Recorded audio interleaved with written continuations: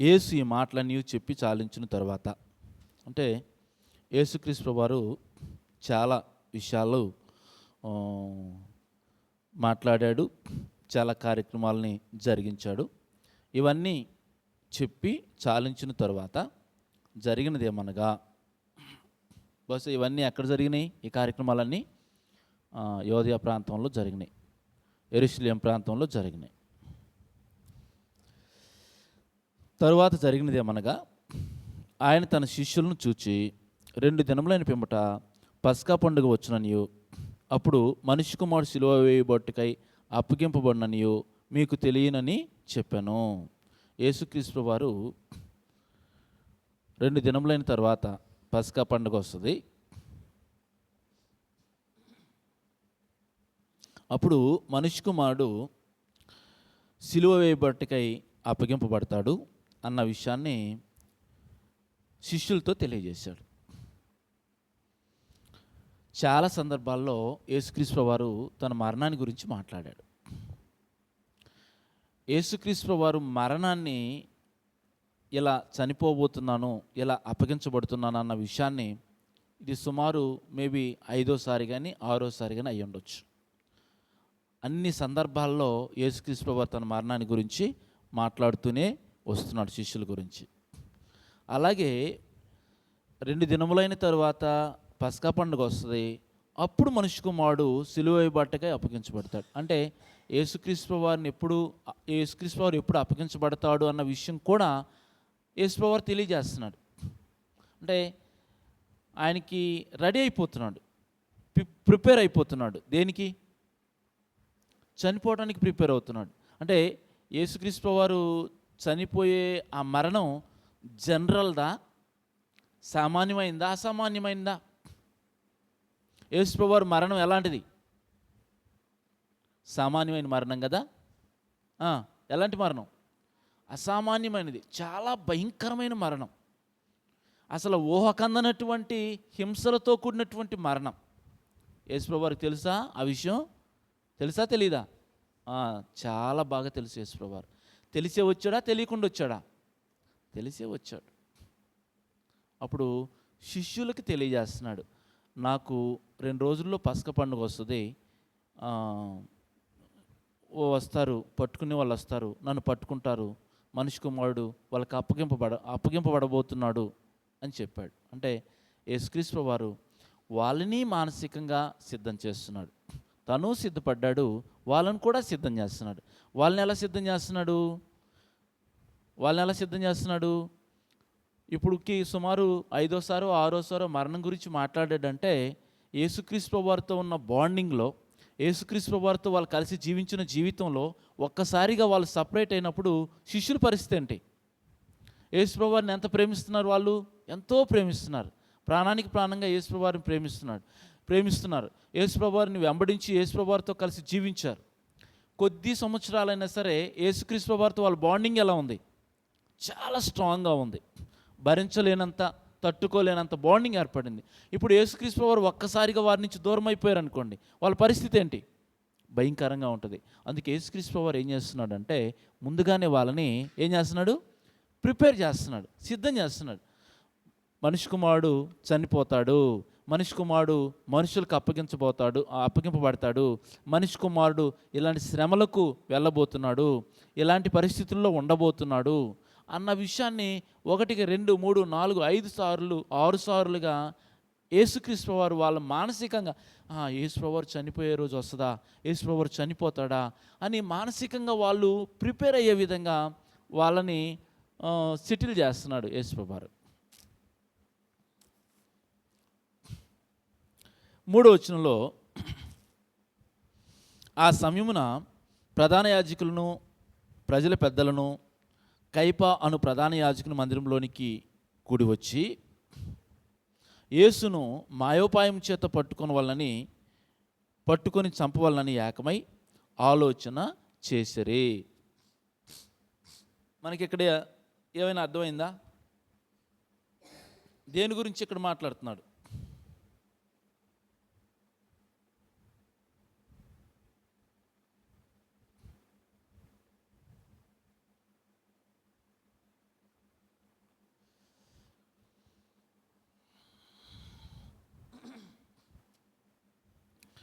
ప్రధాన యాజకులు, పెద్దలు. చాలా సందర్భాల్లో వీళ్ళ గురించి మనం మాట్లాడుకుంటూనే ఉంటాం కదా. ప్రధాన యాజకులు, పెద్దలు. ఎవరు వీళ్ళు? ప్రధాన యాజకులు. ప్రధాన యాజకులు ఎవరి కుటుంబం అమ్మా? ప్రధాన యాజకులు ఎవరి కుటుంబంలో నుంచి రావాలని దేవుడు నిర్ణయించాడు? ప్రధాన యాజకులు అహరోను కుటుంబంలో నుంచి. యాజకులు ఎవరి కుటుంబంలో నుంచి రావాలని దేవుడు ఏర్పాటు చేశాడు? యాజకులు లేవీయులు. అంటే లేవి అనేది ఒక గోత్రం. ఆ లేవి గోత్రంలో నుంచి యాజకులు ఎవరైనా సరే పని చేయొచ్చు. కానీ ప్రధాన యాజకులు మాత్రం ఎవరి కుటుంబంలో నుంచి మాత్రమే రావాలి? అహరోను కుటుంబం సభ్యులు మాత్రమే ఏం చేయాలని చెప్పాడు దేవుడు? ప్రధాన యాజకులుగా పని చేయాలి అని చెప్పాడు. ఇప్పుడు ధర్మశాస్త్రం వచ్చిన దగ్గర నుంచి, మోషే ధర్మశాస్త్రాన్ని తీసుకున్న దగ్గర నుంచి ఆ ధర్మశాస్త్రాన్ని వినిపించే పని, బోధించే పని, ఆ ధర్మశాస్త్రాన్ని నేర్పించే పని ఎవరు తీసుకున్నారు? యాజకులు తీసుకున్నారు. ప్రధాన యాజకులు తీసుకున్నారు. బలు అర్పించేది ఎవరు? యాజకులు చేస్తారు. ధూపం వేసేది ఎవరు? ప్రధాన యాజకులు చేస్తారు. అహరోను కుమారులు ఏం చేయబోయారు? ధూపం వేయాలి, అది మంచిదే. కానీ ఎలా వేయబోయారు ధూపం? అన్యాజ్ఞని తీసుకొని ధూపం వేయబోయారు. అన్యాజ్ఞని తీసుకొని ధూపం వేయబోయేసరికి అహరోను కుమారులు ఎవరు? వాళ్ళు అహరోను కుమారులు ఇద్దరు ఎవరు? ఏం పేర్లు? నాదాబు, అబిహు. వాళ్ళిద్దరూ అన్యాజ్ఞని తీసుకొని ధూపం వేయబోయారు. ఎవరు వాళ్ళు? ప్రధాన యాజకులు. ఎవరు కుమారులు? అహరోను కుమారులు. దేవుడు ఏం చేశాడు? వాళ్ళని పరలోకం నుంచి అగ్నిని పంపించి అక్కడే కాల్చేశాడు. అంటే ఎందుకు ఈ విషయాలు మనం ఆలోచన చేస్తున్నాం అంటే, అహరోను కుటుంబంలో నుంచి ప్రధాన యాజకులు వచ్చారు. అలాగే లేవి గోత్రంలో ఉన్న వాళ్ళందరూ కూడా యాజకులుగా పనిచేసే అవకాశాన్ని దేవుడు ఇచ్చాడు. లేవి గోత్రానికి అవకాశాన్ని ఇచ్చాడు. ప్రధాన యాజకత్వం మాత్రం అహరోను కుటుంబానికి ఇచ్చినట్లుగా మనం చూస్తాం. అప్పుడు ఈ ప్రధాన యాజకులు పెద్దలు, యూదుల పెద్దలు అయ్యుండొచ్చు కాదు, వాళ్ళే యూదుల పెద్దలు, ప్రజల పెద్దలను అంటే యూదుల పెద్దలు, యూదుల్లో పెద్దలు. కైపా అను ప్రధాన యాజకుని మందిరంలోనికి కూడి వచ్చి, అంటే కైపా అనే ఒక వ్యక్తి ప్రధాన యాజకుడిగా పనిచేస్తున్నాడు. ఆయన ఇంటి దగ్గర ఒక మందిరం ఉంది. ఆ మందిరంలో కూడుకున్నారు ప్రధాన యాజకులు, పెద్దలు కూడుకొని ఏం చేస్తున్నారు వీళ్ళు? కూడుకొని ఎవరినైనా రక్షించాలనే దాని గురించి ఆలోచన చేస్తున్నారా?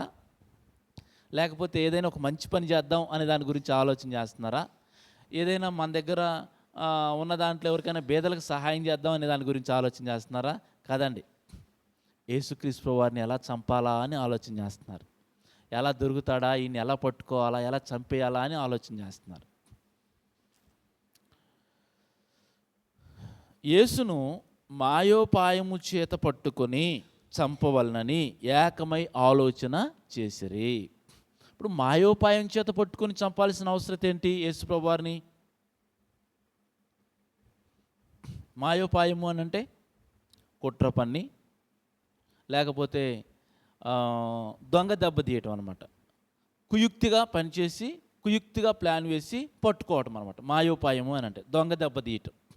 డైరెక్ట్గా వెళ్ళడం చేత కాలేదు. డైరెక్ట్గా వెళ్తే ప్రజలు ఒప్పుకోరు.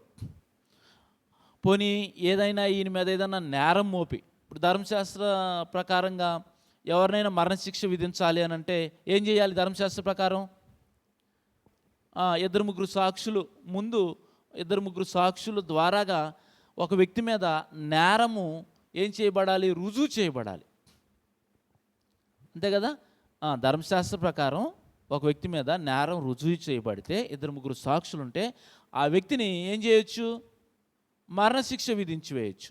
ఇప్పుడు యేసుక్రీస్తు ప్రభువారిని చంపాలంటే ఈ యూదుల పెద్దలు కానీ, ధర్మశాస్త్రోపదేశకులు కానీ, యూదుల పెద్దలను ప్రభువుని చంపాలంటే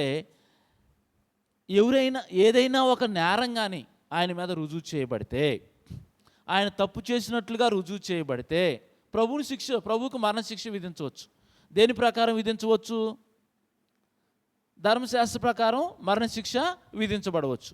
ఇప్పుడు వీళ్ళు ప్రభుని, ఇదిగో ప్రభువులో ఈ తప్పు ఉంది, ఈ పాపం ఉంది, ఈ లోపం ఉంది అని ఏదైనా నింద మోపి ఆయన్ని చంపడానికి ప్రయత్నిస్తున్నారా, లేకపోతే ఎలాంటి నిందలు ఆయన మీద మోపడానికి అవకాశము లేక డైరెక్ట్గా వెళ్ళి ఆయన్ని చంపడానికి ప్రజల్లో అవకాశం లేక ఏం చేస్తున్నారు వీళ్ళు? కుట్ర పన్ని ఎలా ఈయన్ని పట్టుకొని చంపాలా అని దొంగ దెబ్బ కొరకు ప్రయత్నిస్తున్నారు. అది ఆలోచించడానికి ఎక్కడికి వచ్చారు? యేసుప్రభువు వారిని చంపడం గురించి ఆలోచించడానికి ఎక్కడికి వచ్చారమ్మా వీళ్ళు? సమాజ మందిరంలోనికి వచ్చేసారు కదా. అదేనా ఉంది అక్కడ. కైపాను ప్రధాన యాజకుని మందిరంలోనికి కూడి వచ్చి, సమాజ మందిరాలు అవి, ప్రధాన యాజకుని మందిరంలోనికి కూడి వచ్చి యేసును మాయోపాయం చేత పట్టుకొని చంపాలని ఏకమై ఆలోచన చేసిరి. అయితే ప్రజల్లో అల్లరి కలుగకుండానట్లు పండుగలు వద్దని చెప్పుకొనరే. అంటే యేసుక్రీస్తు వారిని పట్టుకోవడానికి వాళ్ళు భయపడ్డారు. ఎందుకు భయపడ్డారు? ప్రజల్లో ప్రభుకి ఏముంది? ఫాలోయింగ్ ఉంది.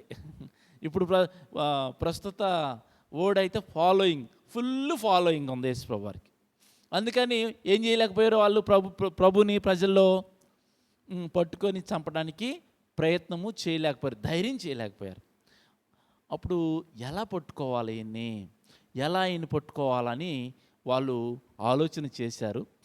అయితే ఆ విషయంలో వాళ్ళు సక్సెస్ అయ్యారు. కానీ ఇక్కడున్న ఆ తర్వాత మరొక సందర్భాన్ని గ్రంథకర్త తెలియజేస్తాడు. 6-13 వచనాల్లో ఒక స్త్రీ అంటే మరియా యేసుక్రీస్తు వారి యొక్క నెత్తి మీద అత్తరు పోసి అత్తరు పోయడం అనే ఒక సందర్భాన్ని అక్కడ తెలియజేస్తాడు. ఈ 5 వచనాలను మనం ఆలోచన చేస్తే 1-5 వచనాల్లో ఏ విషయాన్ని తెలియజేశాడండి? 1-5 వచనాల్లో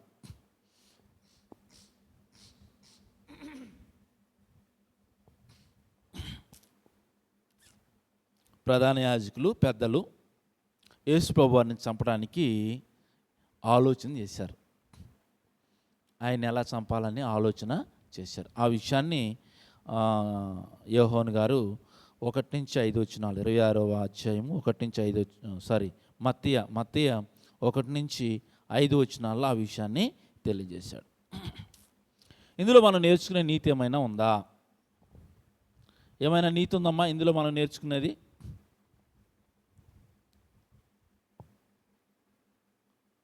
ఏముంది నీతి ఇందులో మనం నేర్చుకునే నీతి?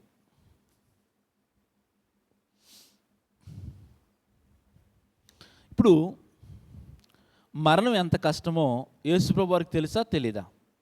తెలుసు. మరణం అంత కష్టమైన దాని సంగతి యేసుప్రభు వారికి తెలిసినా వచ్చాడు అని అంటే దాన్ని ఎలా తీసుకోవాలి? మనం ఎలా తీసుకోవాలి? మన జీవితాల్లో కూడా ప్రభువును వెంబడించేటప్పుడు క్రైస్తవులుగా జీవించడానికి నిర్ణయం తీసుకున్న తర్వాత ఎలాంటి ప్రాబ్లమ్స్ మనం ఫేస్ చేయాలో యేసుక్రీస్తు వారిని చూసి యేసుక్రీస్తు వారిని మాదిరిగా తీసుకొని వాటికి సిద్ధపడి ముందుకు వెళ్ళాల్సిన అవసరత ఉంది. నీతి ఎలాంటి ప్రాబ్లమ్స్ ఫేస్ చేయాల్సి వచ్చినా, ఎలాంటి కఠినమైన ఇబ్బందుల్ని ఫేస్ చేయాల్సి వచ్చినా, ఇప్పుడు యేసుప్రభు వారికి పొడవబడతాను, నా వీపుని వాళ్ళు చీలుస్తారు, కాళ్ళలో మేకులు కొడతారు, చేతుల్లో చీలలు కొడతారు, బల్లెంతో పొడుస్తారు, చిత్రహింసలు పెడతారు, ఉమ్మి వేస్తారు, అవమానిస్తారు. ప్రభువుకు తెలిసి వచ్చాడా తెలియకుండా వచ్చాడా? తెలిసి వచ్చాడు. ఈరోజు అలా తెలిస్తే ప్రభువుని నమ్ముకుంటామా? అలా తెలిస్తే ప్రభువుని వెంబడించడానికి ఇష్టపడతామా? వాస్తవం అర్థమైతే ఇష్టపడతాం. నిత్యజీవం యొక్క శక్తి అర్థమైతే ఇష్టపడతాం. నిత్యజీవం యొక్క విలువ అర్థమైతే ఆఫ్టర్ ఆల్ ఈ కొద్ది రోజులు చులకని శ్రమ, కొద్ది దినాలు అని మనం దీన్ని ఈజీగా తీసుకుంటాం. ఒకవేళ అది మనకు అర్థం కాకపోతే చిన్నదానికి కూడా పారిపోతాం. కోడి పందాలు వేసేటప్పుడు కొన్ని కోళ్ళకి అలా తగలంగానే కత్తి అలా తగలంగానే పారిపోతాయి అంతే. కొన్ని కోళ్ళు అయితే ఒళ్ళంతా గాయాలైనా చివరి వరకు రక్తం కారుతున్నా సరే చివరి వరకు అది దాని వంతు అది ఫైట్ చేస్తూనే ఉంటుంది, చివరి వరకు ఫైట్ చేస్తూనే ఉంటుంది. కొంతమంది కోడి పందాలు వేసిన తర్వాత అవతల కోడి చచ్చిపోయిన తర్వాత యువతల కోడి కూడా మరణస్థితిలోనే ఉండిద్ది. కొన్ని బాగా ఫైట్ చేసుకున్న తర్వాత దీన్ని తీసుకొని వెళ్ళిపోయి భూమిలో పూడ్చి చేసి, మెడ వరకు భూమిలో పూడ్చి చేసేసి దానికి ఏదో మొత్తానికి సేవ్ చేయడానికి ప్రయత్నం చేస్తారు. అంటే అంతవరకు అవి ఫైట్ చేస్తూనే ఉంటాయి. కొన్ని జాతి కోళ్ళు అలా కొద్దిగా సిల్క్లా కొంచెం అలా తగలంగానే కత్తి ఇక పారిపోతాయి, అడ్రస్ కూడా ఉండవు, ఇంకా అవి వెళ్ళిపోతాయి అన్నమాట. ఇప్పుడు యేసుక్రీస్తు వారు మరణం వరకు, చివరి వరకు ఆయన ఎలాంటి పరిస్థితులను ఫేస్ చేయబోతున్నాడో ఆయన ఎరిగి తెలుసుకొని వచ్చాడు. అలాగే ఆయన దాన్ని నెరవేర్చాడు తన జీవితంలో. ఆయన చూసినప్పుడు మనం ఏమి నేర్చుకోవచ్చు ఈ పాఠం ద్వారాగా? మనము కూడా ఏదో నమ్ముకున్నాము అంటే నమ్ముకున్నట్లుగా కాదు, ఏదో ప్రార్థనకి వెళ్తున్నాము అంటే వెళ్తున్నట్లుగా కాదు, ఏదో బైబిల్ తీసుకొని ఆరాధనకి వెళ్ళి వస్తున్నాంలే అనుకున్నట్లుగా కాదు. మన జీవితంలో అన్నిటికీ సిద్ధపడి ప్రభువుని వెంబడించాలి, అన్నిటికీ రెడీ అయిపోయి ప్రభువుని వెంబడించాలి. హింసలకు, శ్రమలకు, కష్టాలకు, వేదనలకు, బాధలకు, మరణానికి సహితము సిద్ధపడి మనం ప్రభువుని వెంబడించే వారమై ఉన్నాం. ఇది నీతి. అలాగే యేసుక్రీస్తు వారు శిష్యులను కూడా మానసికంగా సిద్ధం